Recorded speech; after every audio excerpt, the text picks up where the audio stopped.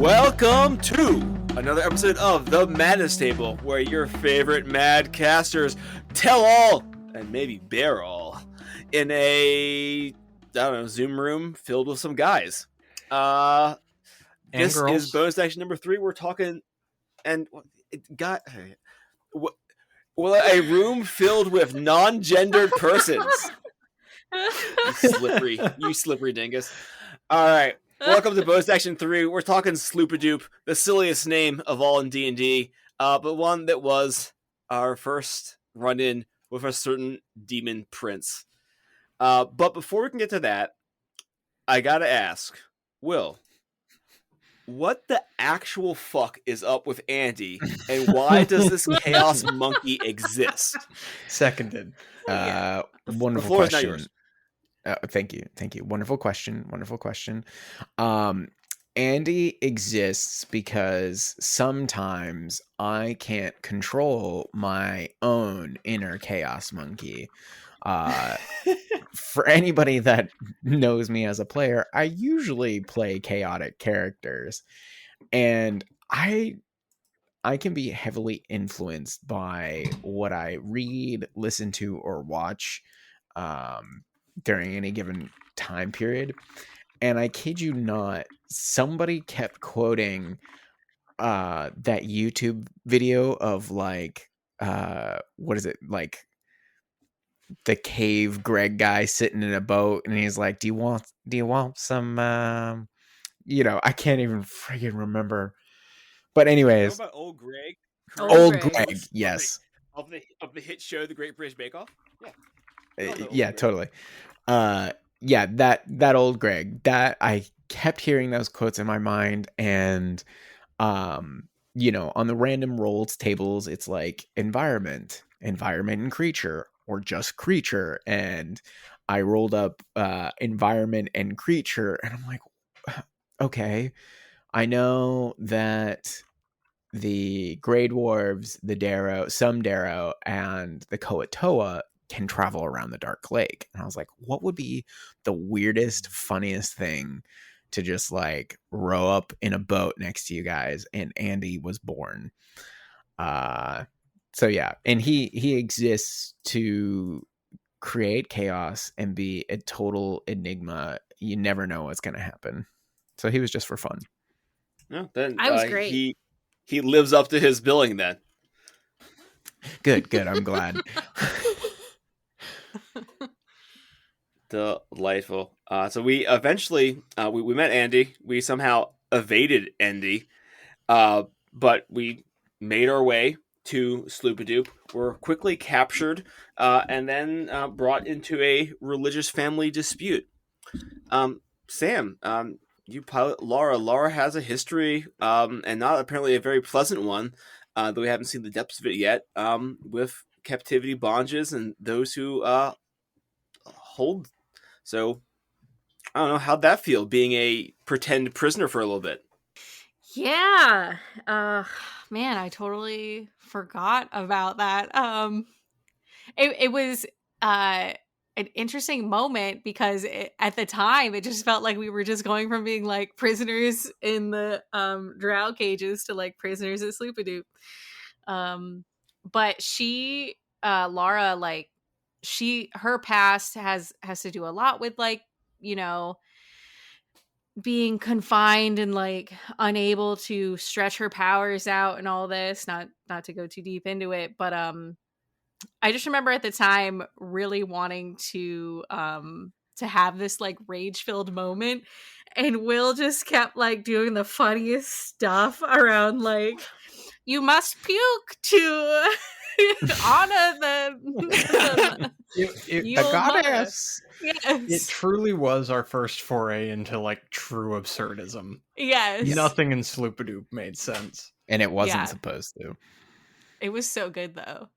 Because I was like, I think I rolled like a nat 1 on a constitution check for puking. And so my guts just went everywhere. Like, so. Yeah, and they took it as a great sign. Yeah. So it was really fun, but I definitely wanted her to be angrier, and then she just ended up doing a lot of puking. But it was really fun. That was super fun. I love that. And everybody got pins. Yeah. Yep. It's a great day when everyone gets pins. This is a question from listener Brendan. Will, how did you cope with the just inarguably silly Kuatoa naming conventions that you were forced to reckon with during this arc? Andrew, if you're going to ask questions from listeners, I think you need to honor the wording in which they are asked, because I think context is important. Fair. Will, why are all the NPCs' names so stupid? Wow. Listener Brendan Wow. P wants to know. Brendan Hey, P wants to know. I didn't sign an NDA. Well, here's the thing. I come up with NPCs like Andy and Grim and others. Those in Sloop-A-Doop, you will have to take up with Wizards of the Coast. I do not name them. Those are their names as written per the campaign book. I also was in pain. Believe me, it hurt my soul to do all the oops and the loops and the doop-a-doops. There are just so many vowels. Yes, and I think that comes in with the whole, they're fish, and try talking like a fish. Yeah, which I can't remember if I did too much of it in that arc. But you remember, like, our first Koatoa friend in when you guys were all captured, I tried doing the blah, blah, blah, blah, blah, blah, blah, and you were all just like, hell no, fuck no, get him out of here. We hated him. He Turn dies, it off. Yeah. No, he was the first. He was the PC or NPC in there that we wanted to die. He was like, "We'll take all of them, not him." Yeah. And if you're listening to this and you don't remember Shushar from the first arc, it's because I almost completely cut them out of the edits, because every time they would talk, we would lose concentration on the plot for 5 to 10 minutes and just make fun of Will's voice, and then eventually come back to playing Dungeons and Dragons. So I probably said some of the most vile things to Will while trying to maintain some composure around. Brendan can no longer run for public office in the future because of the things he has said to Shushar. I have said some fireable things to Will regarding his NPCs. Yeah, and not all of them on air. No, there have been HR conversations, and I'm not sorry. And here we are. Anyway, let's open this up to the players here. I have a question here. This is, as Will alluded before, this was our first kind of foray into underdark civilization, into kind of an area that was peopled by living beings. And it was a rather chaotic experience. As surfacers, how did, started out with Sephel. How did Sephel feel delving into the fishy chaos of Sloop-A-Doop? I mean, I think I'm already sort of answered, is like, it was just so absurd. Like, it was sort of the first punch in the face, like, nothing down here makes sense. Everything is, there's this whole civilization of fish people and their worship structures and their way of just conducting themselves was so otherworldly.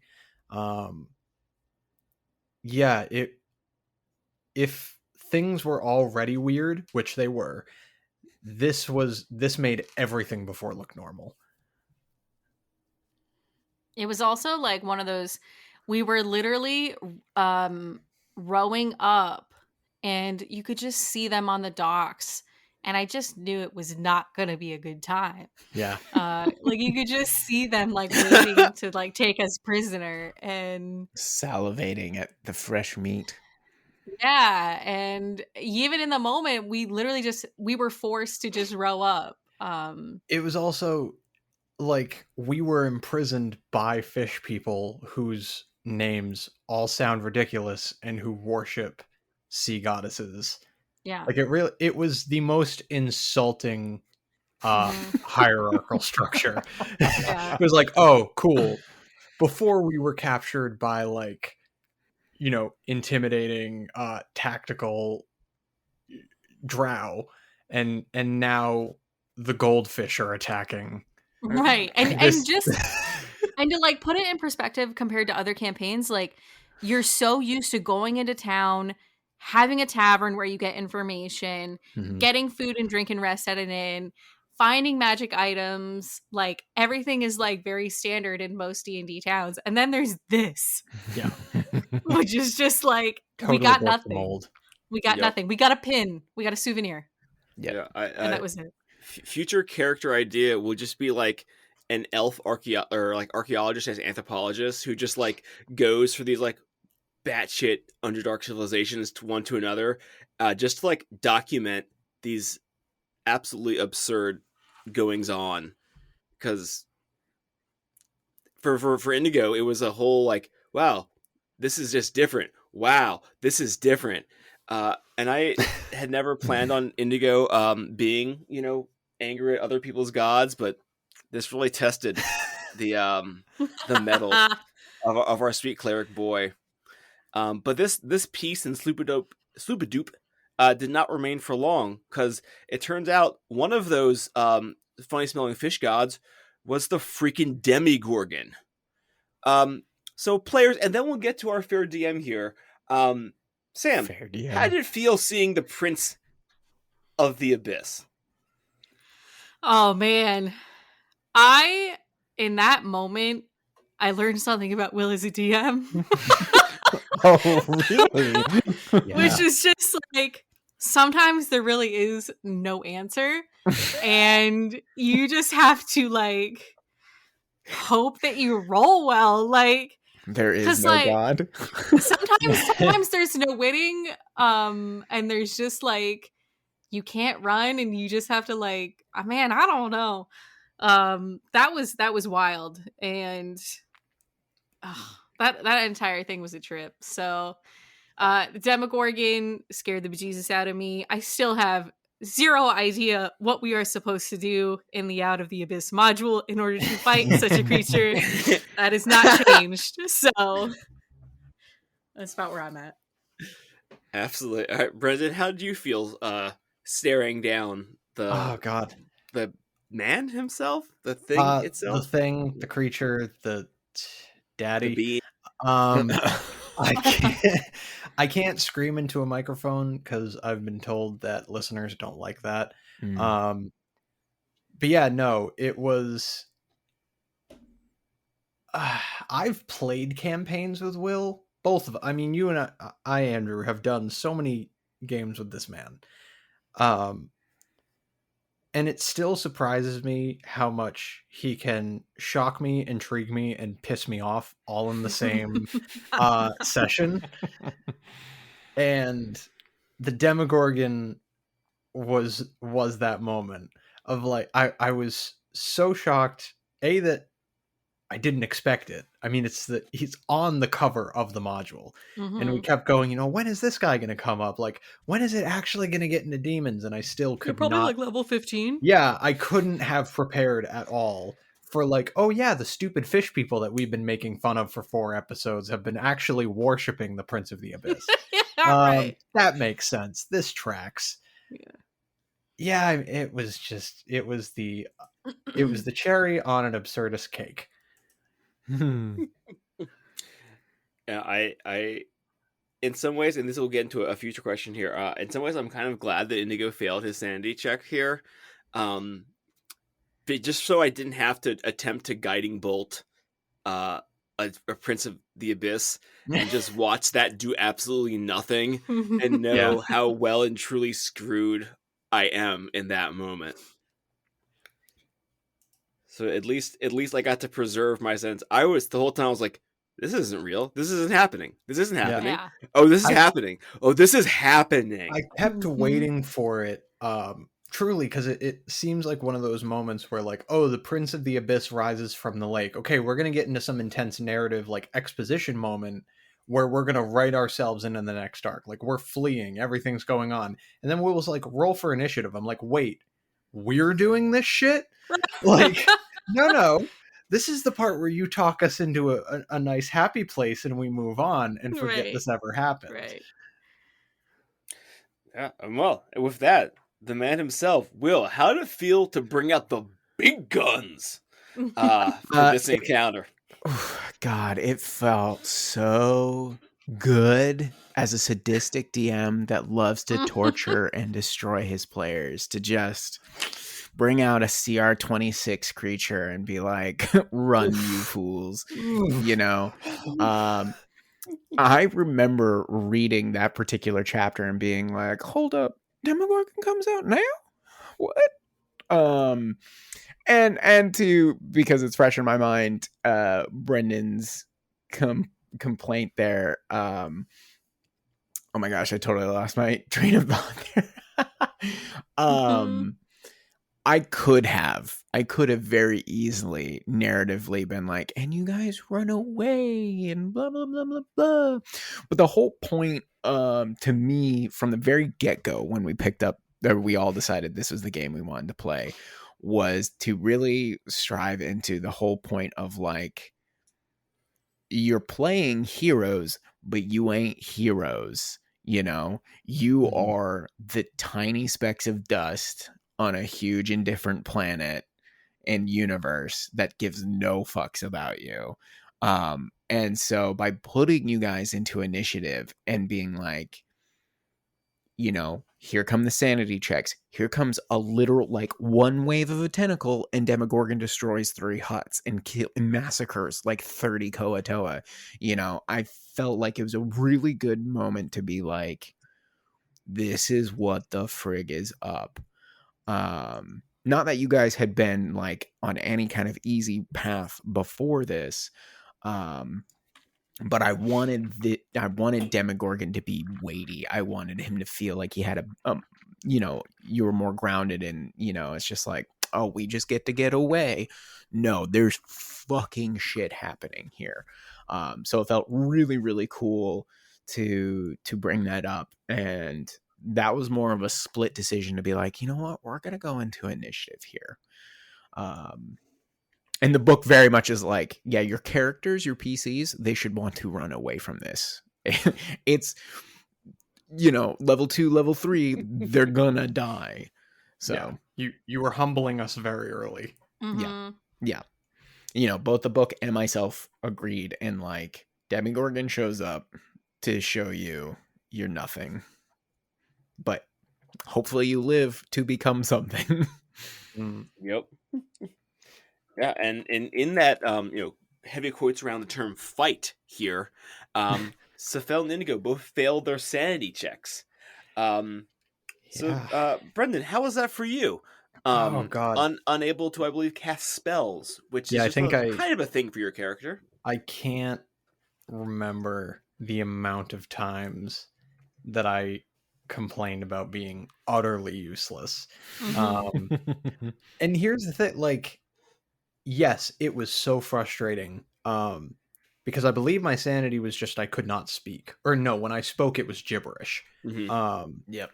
Which for the moment made sense, being absolutely dumbfounded by what decided to pop out of the Dark Lake. But so frustrating to have all of my spells have a verbal component. I couldn't do anything useful regarding my actual class, and it was just all tactician mode. It was like, what can we do? What can I do without any of my abilities? The only thing I have is my brain, and how the hell do I convey that? So it was a really good test of, I guess, strategizing in a way. Even though I don't know how much you can consider running away serpentine a strategy.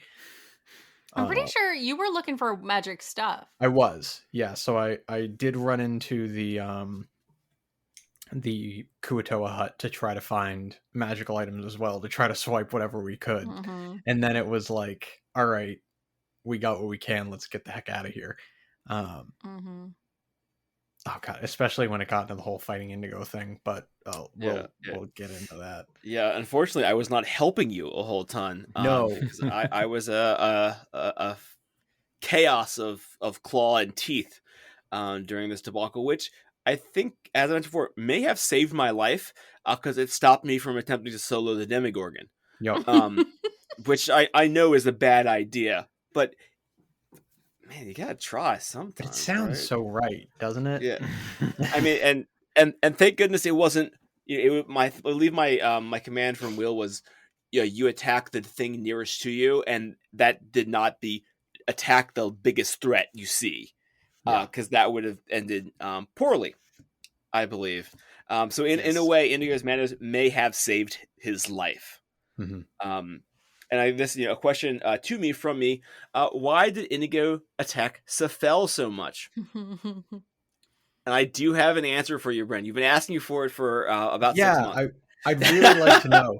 And yeah. actually, and really, I could place this in just about every bonus action because I feel like it comes up at least once a chapter. Yeah. Hey, in the last chapter, I feel fully like I had the right idea.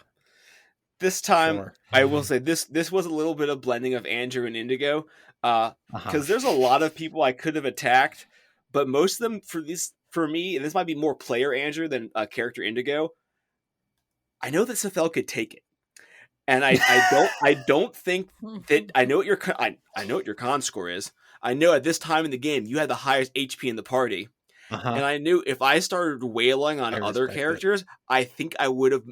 Again, Indigo's not that strong, but if I kept kicking the mushroom while he had like half health, eventually he dies. If I attack the gibbering rat man, he dies. Yep. Funny. I respect it. I don't forgive you, but I respect it. And I think we can move on as better people, even though you're still a piece of garbage. I'm glad we have this moment of healing.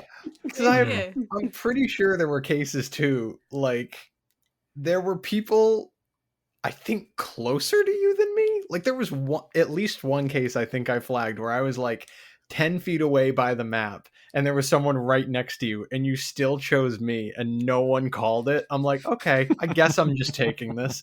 That's fine. Yep. Listen, this is happening. It's story compatible violence. Yeah. The best kind of violence. There was definitely a time when Stool had me in a headlock and I still chose to attack you.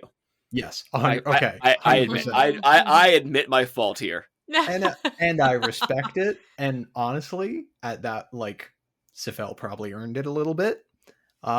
So we'll let it go. But I'm glad that you brought this question up because I would have asked you anyway. Yeah, I know. I act proactively.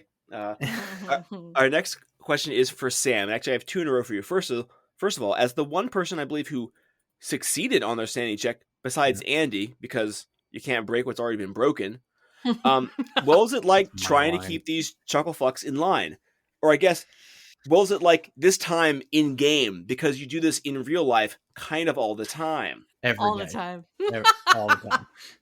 At least you're honest with yourself. Oh my gosh. Keeping it all together was so frustrating because I had nobody had their gear. So first I had to get all your stuff. And then I had to chase you around because Sephel wouldn't listen. He was like, I'm gonna go get some magic items now. And then Indigo, you had to point him in a direction and point at a target. And it was just trying to do all the things while be surrounded by 20 fish boys and Andy and Grim. Grim was dying. Stool was moderately helpful. It was a lot. Yeah, it's chaos when Stool was helpful. Right, exactly. How many times does he have to save your life before you love him like I do? At least 20 more. Yeah. A few more. All right. I rolled a d20 at the beginning of the game, and I was like, how many times does this character have to impress me before I let him earn my respect? Mm-hmm. And we're not there yet. No, one day soon, perhaps. Well, one day eventually. We'll see. And in the midst of that chaos, Sam, Lara went down, and she got her second visit from a certain shadow demon. I don't know what to call him. Yeah. The big man himself, Mr. Gratz, played you a visit. Sam, what was it like in that moment when you were, I believe at the time, 2 death saves down, staring down the barrel of, the end of Lara, and reaching out to Will's shadow hand to come join the dark side? Well, I'll tell you what, I didn't feel very rewarded by the fact that I succeeded my sanity check when I ended up going down anyways, because you guys weren't even around. But that entire moment was like, just like stepping aside the game as a person was incredibly nerve-wracking, because it was like the first moment of like solo improv with Will. And Will's an actor. There's some like pressure there, like trying to make a good recording. Like he's an asshole. Yeah, so like just personally, like that was a stressful moment. But then like from a character standpoint, like I mean, my original character was already gone because we were in the Underdark, and I had this whole like air thing going on with the original character concept. And she couldn't even talk to her original patron. So, and then you bring in Grazit. It was kind of like this opportunity to remold, but the biggest hiccups were all about the morality of this individual and Lara's own morality, because she was trying to be good, but like this individual was very like nebulous and like, what do they want? What is the purpose here? Like, I need to live, so no matter what, I have to take that hand. And sometimes the dice really do tell the best story, because that nat 20 was like perfection. Yeah. And then hopping back up in the nick of time to attempt to save the rest of the crew was really fun. It was a very exciting time, but super stressful. And could I actually ask a continuation of that? Because so it didn't feel like a very long time for us, and even in the story it wasn't. So that whole reimagining of Lara saw the disconnect with Ashni. Yeah. And the leaving of your new companion. I was kind of curious what that, obviously I have ideas of what that disconnect felt like for you, Sam, as a player. Yeah. But I mean, did Lara even clock that? Was it like, obviously, if that connection was gone, was she even aware of it? Was she hurt by it? Like what was that whole thing for you? Lara, okay, so for me, Sam, devastating. I was Ashni was gonna be like the coolest creature ever. Will had plans. I had visions. My mom bought me this cute stocking stuffer that looked just like Ashni. Like it was like the cutest thing ever. And yeah, then it but for Lara, she, in that moment, I remember talking to Will about it a little bit, and like that connection, like she felt it was no longer there. Mm-hmm. And there was that moment that Will narrated where Ashni, it was like heartbreaking, where Ashni was like looking on and then just like left. Yeah. And as a character, I had always I'd been thinking the whole time, that Lara was absolutely devastated, but you know what? It didn't matter in that moment, because what mattered was surviving. And then, not to like spoilers or anything, but she definitely was like looking for Ashni constantly. And it was like whenever we had downtime, I tried to like emphasize that and like look for Ashni. But because, Will and I had like briefly talked about what might happen in the future with Ashni, but overall just like the connection was broken. So it was just heartbreaking on all ends, man. It's sad. It's real sad. Yeah. It was speaking of sad things that have happened. Sorry, go ahead. If you don't mind me interjecting for a moment, talking to Sam about what was to be done with Ashni was both a mechanics thing of like, okay, you're entering into this new pact and like all this kind of stuff, and there hadn't been enough time for me. Like, I have a reptile at home, like I have a bearded dragon, his name's Grizzly.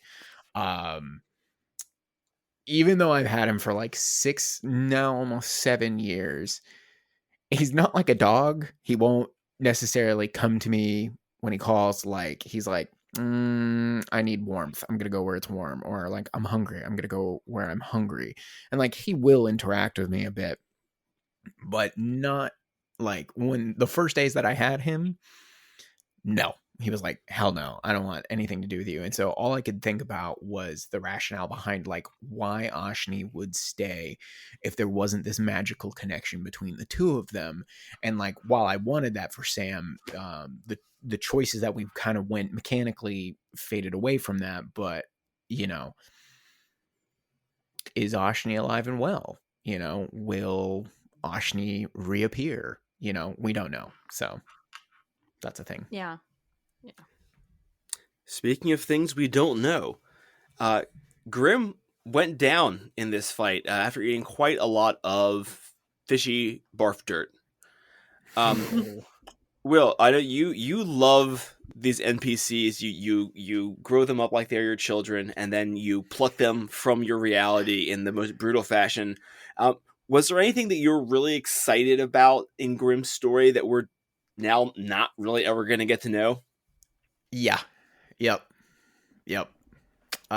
He was probably the real first full in-depth NPC that I came up with, combining so many different elements of like things to come in the Underdark and,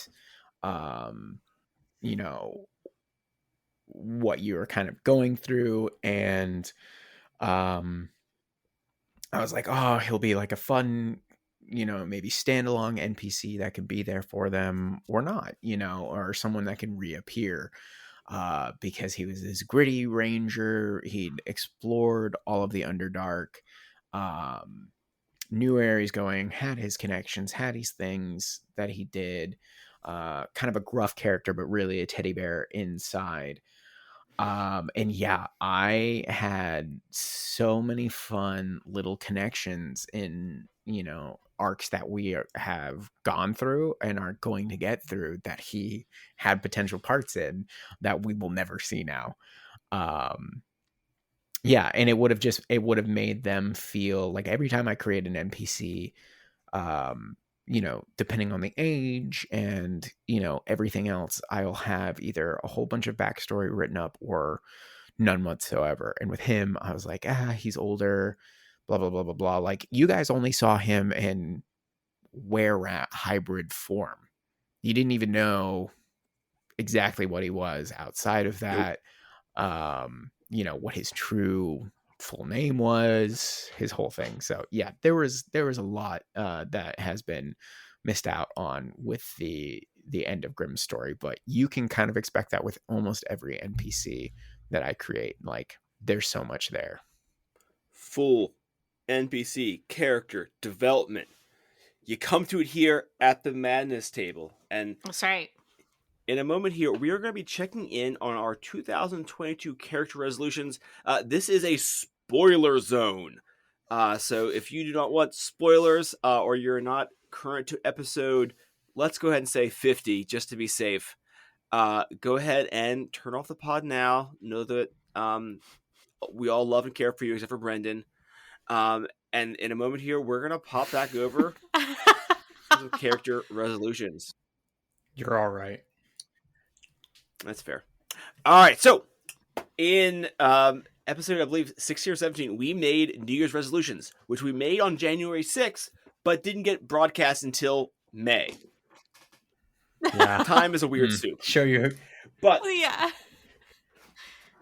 let's go through, and then this is why there are spoilers here, because some of these have come true, and some of them have, well, not so much. But I have them in order here. We'll start out with Indigo for Andrew.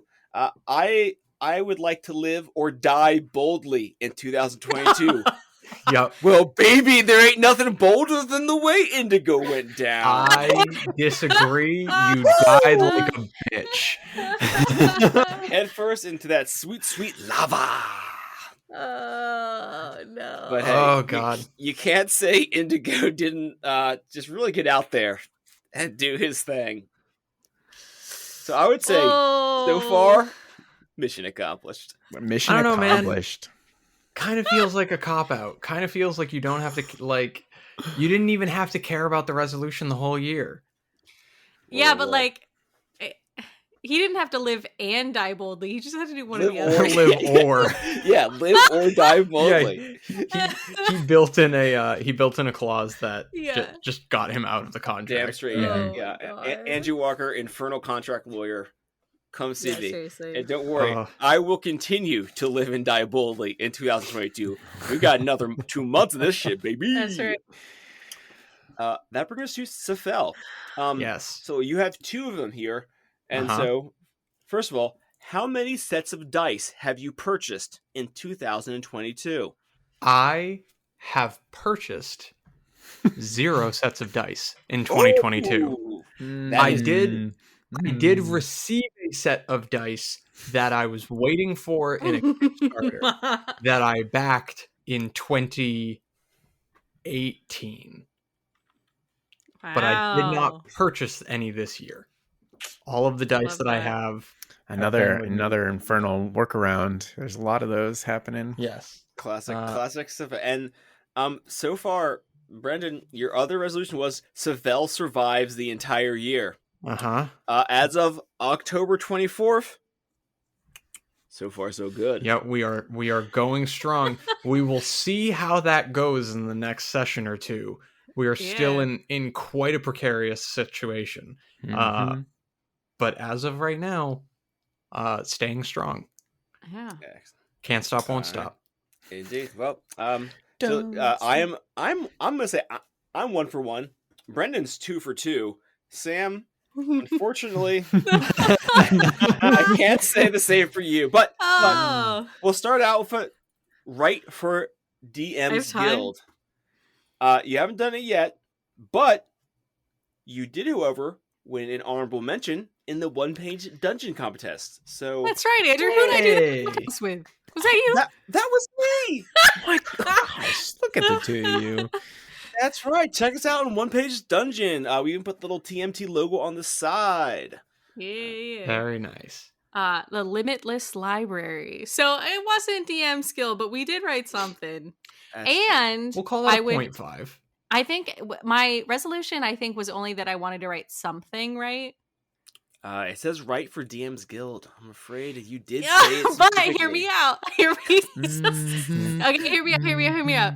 It is not December 31st, and I actually have something like 75% written. So there is Okay. a chance that Alright, I will still alright. succeed in this. All right. Okay. Okay, See. so, at the right at now the you're at a end of 0.5. your wrap Let's up, see we how can check things you. go. Yeah. However, Thank your you, next thank one, you. you did say that you would learn to love martial classes. So how's that going? Because you also said, and I quote, "Next character will be Oh. fighter, not in this campaign, but another. Lara will live forever."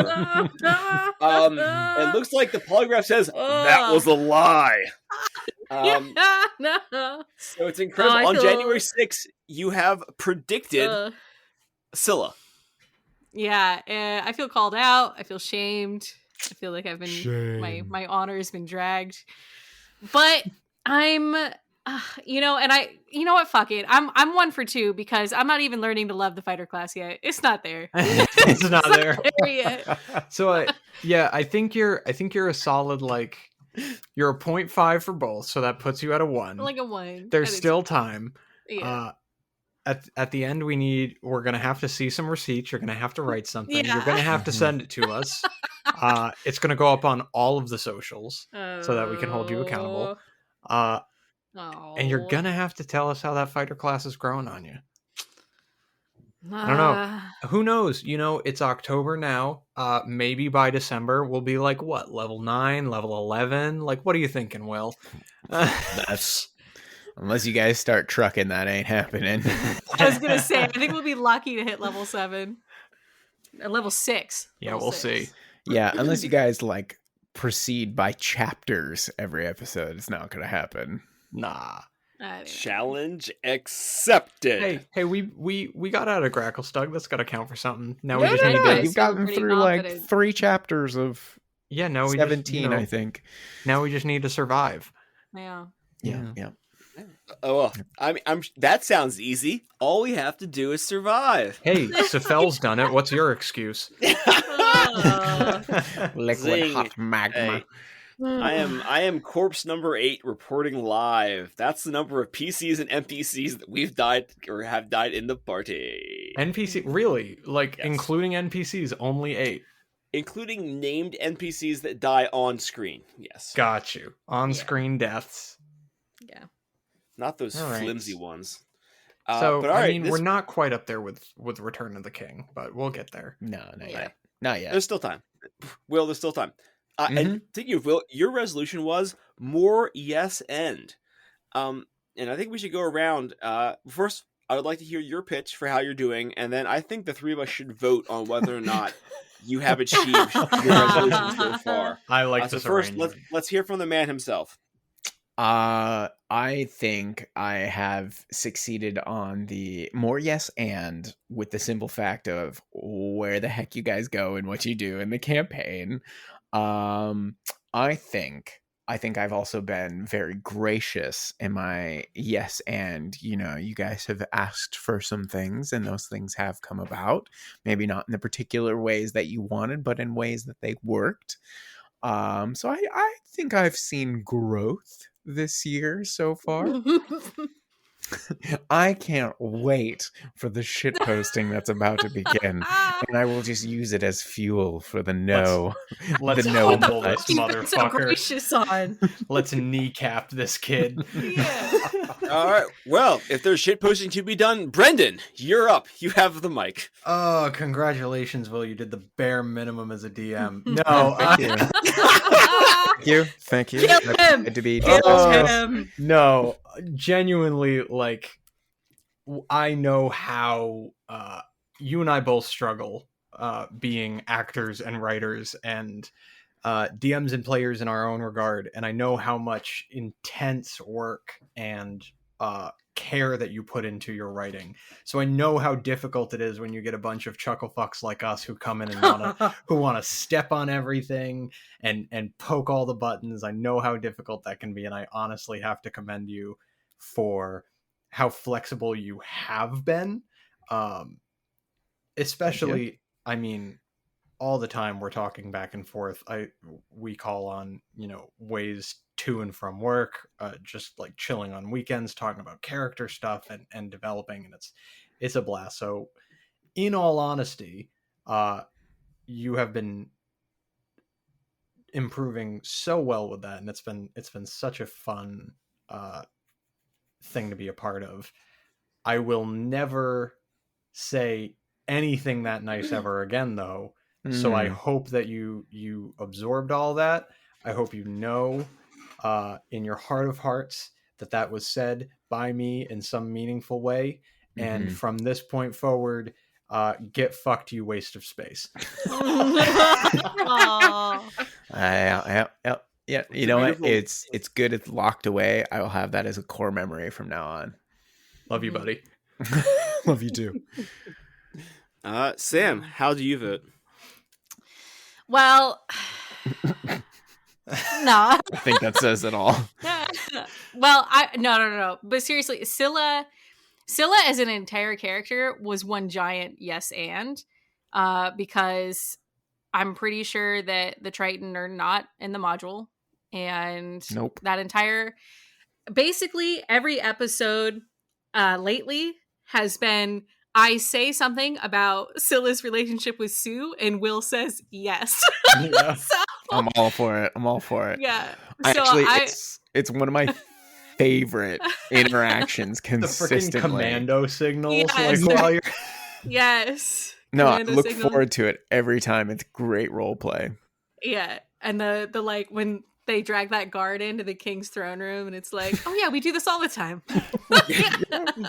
As is our standard practice. You question. Yeah. But the biggest yes and was Will decided to roll with the Blue Man Group, so Yeah. we were pretty True. all great True. It things. was amazing. It was I don't know. It's pitch big perfect. thumbs up. Conveniently made them disappear. Yeah. Did they? Interesting. Did they? We don't know. The greatest trick the Blue Man Group ever pulled was making the world think they did not exist. I'm also going to give you a passing grade, Will, as a character who wants to interact with every animal that is put forth. Yes. Your ability to not go ballistic is delightful, as I, make friends with mimics or bears or sentient Lava.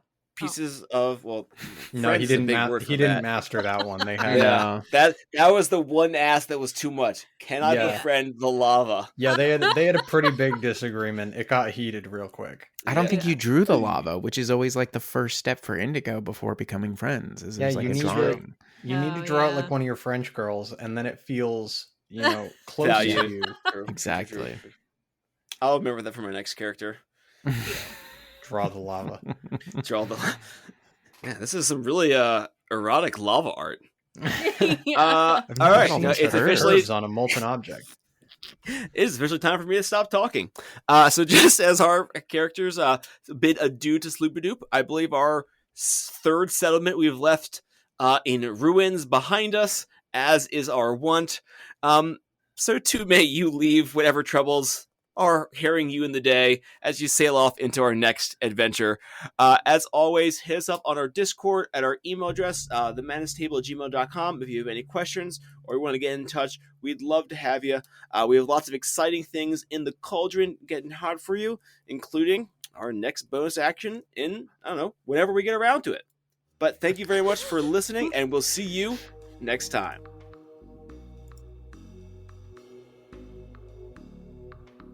Oh man, is that the time? We're overdue for another check-in with you fine listeners. Thanks as always for being here right up to the outro. We really appreciate that.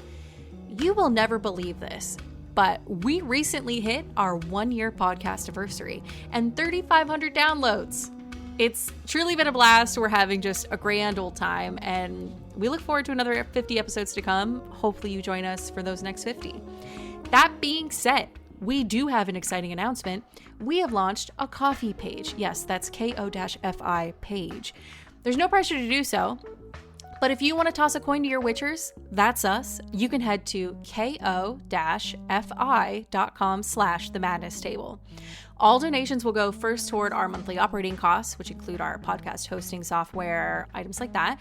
But our ultimate dream is to be able to upgrade our setups, to be able to offer live stream recording sessions to get that sweet, sweet video content to accompany our audio. If you're not able to donate, but you want to support the show, we would just adore you if you left that 5-star review in whatever podcatcher you're currently listening in, or if you just spread the word and tell a friend. We would be eternally grateful for that support. So that's it. Until next time, when... The madness continues.